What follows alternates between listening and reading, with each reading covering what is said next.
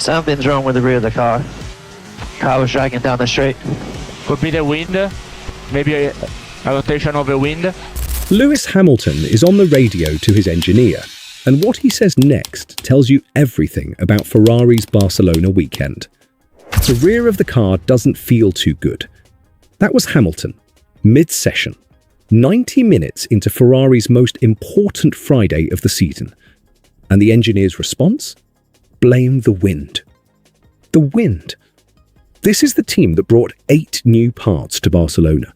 8. And their championship contender is on the radio sounding like a man who borrowed someone else's car. Here is what this video is going to show you. Hamilton finishing 9th in FP2 is not just a bad Friday.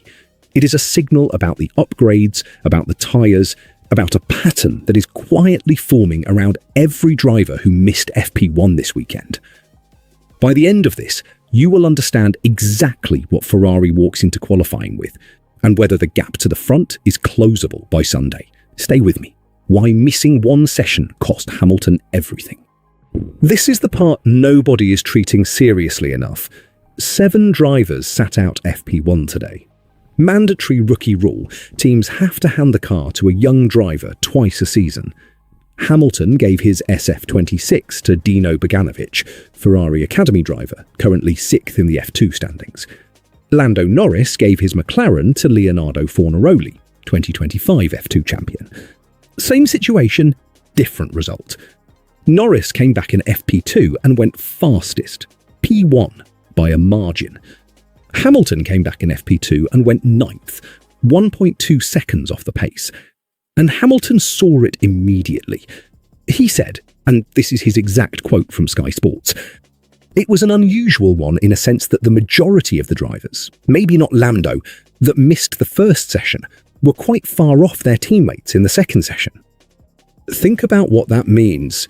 In Barcelona, June heat, the tyres only last 1 lap at peak temperature. Miss FP1 and you walk into FP2 with exactly 2 flying laps to understand a completely rebuilt car. 2 laps to calibrate 8 new aero parts. 2 laps before your tyre window closes. Hamilton had 0 laps before this weekend on this upgrade package. Leclerc had 2 full sessions. He finished 4th, 4 tenths off the leaders. Hamilton was 1.2 seconds back. That gap is not performance, that is data, and Ferrari is going to need Saturday to close it. If you want to know whether Hamilton can make the jump from 9th to the front row in one qualifying session, subscribe right now. I am covering every session of this Barcelona weekend, and tomorrow's qualifying breakdown goes up the moment it ends. But here is what nobody is saying yet. The reason Hamilton had 0 feel for the car was not just the missed session. It was what Ferrari brought to this race, and what the data from Miami is now telling us about those parts. But that was just the start. 8 parts, 1 problem, and it started in Miami. Ferrari arrived in Barcelona with what Crash.net confirmed is an 8-part aerodynamic overhaul of the SF26. New front wing, revised floor body, floorboard, floor edge, updated diffuser angles, new side pod shoulder geometry, the full works. This is not a small tweak. This is Ferrari essentially saying, the car we raced in Monaco was not the car we believe in. Here is the context. In Miami, Ferrari brought 11 upgrade parts. 11, the most of any team that weekend. And according to F1 Oversteer, those upgrades performed worse than the simulations predicted. The team described them as not meeting expectations. So Barcelona is the correction. Ferrari's own explanation for the floor changes targets overall aerodynamic load increase across the main operating window and improved flow topology towards the rear corners. The rear corners, the exact area Hamilton was complaining about on the radio. That is not a coincidence. Hamilton told the media after FP2, "I have 0 feel of it, so I have no idea where. We're obviously not quick. Charles has obviously had 2 sessions, and I think he's 4 tenths or something off the McLarens and the Mercedes, so clearly we're quite a chunk off still." A chunk off. His words. Ferrari are second in the Constructors' Championship, 79 points behind Mercedes. Hamilton is 66 points behind Kimi Antonelli, Mercedes' championship leader, in the drivers' standings. This upgrade was supposed to change that conversation. So far, it hasn't. Why Leclerc is now running Hamilton's brakes. Here is where the weekend gets genuinely interesting. While Hamilton was fighting the rear of a car he'd never driven in this spec, his teammate was making a completely different kind of change, one that started in Monaco and landed in Barcelona. Charles Leclerc crashed out of Monaco from third place, 14 laps from the end. His explanation afterward was furious and public. Out of the 4 brakes, I had 3 brakes not working. Front right, half working, both rears gone. Into the wall. Brembo, Ferrari's long-term brake supplier, publicly said they were very surprised by Leclerc's comments and called for a technical review. A supplier publicly pushing back on a driver, that is not normal. So what did Ferrari do? They put Hamilton's brakes on Leclerc's car. Hamilton switched from Brembo discs to Carbone Industries, CI, discs and pads at the Japanese Grand Prix in March. He kept the Brembo calipers, just changed the friction material. The race confirmed Leclerc's car arrived in Barcelona's garage, built up in the same CI configuration. The difference matters. CI discs have a strong initial bite and operate best at higher temperatures. Brembo discs are more progressive and consistent across a wider temperature range. In cold conditions, like the Monaco safety car restart that preceded Leclerc's crash, Brembo discs can go too cold to generate grip. Hamilton knew this. He requested the CI switch months ago.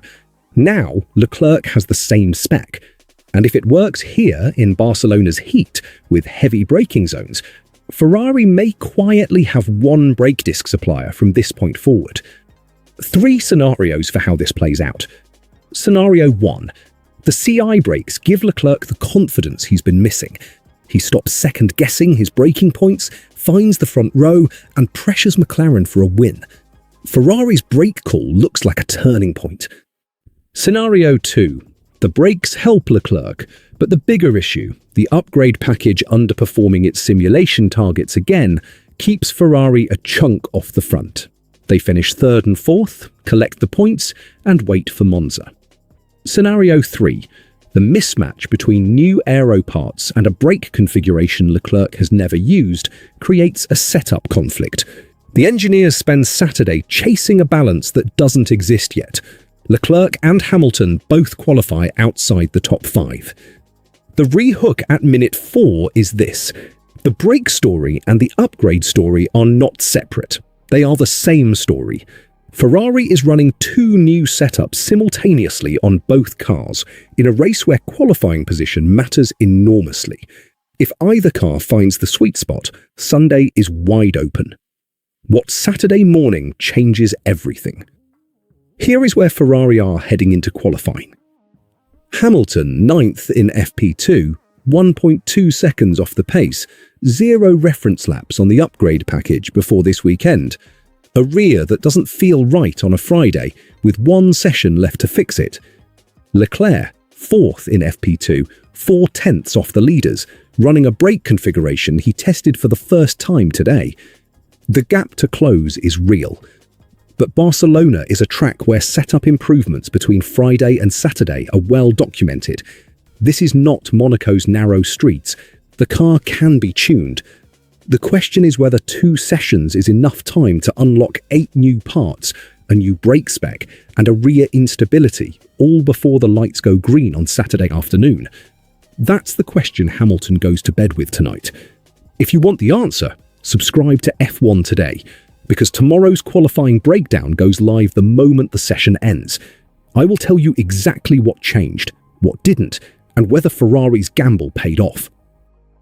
If this gave you a new angle on Ferrari's Barcelona weekend, you will want to be here tomorrow. The qualifying breakdown, where Hamilton goes from 9th to wherever he actually belongs, that is the next video. Subscribe so you don't miss it.